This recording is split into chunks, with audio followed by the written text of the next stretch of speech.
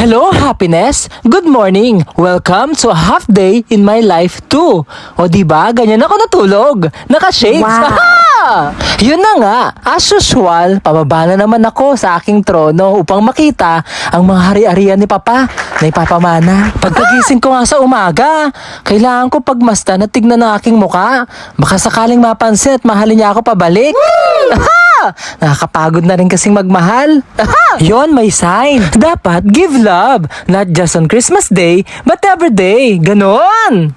Diba? So yun na nga, nakakagutom din pala magsalita. Anong makakain for today's video? Wow, malunggay pandesal with cheese naman today. Wow, matikman nga ito. Check natin kung legit. At yun na nga, titignan natin kung may laman pa. Baka naman naubusan na. Ayun, meron nga. Ang sarap. Wow, tignan natin kung tulad ka.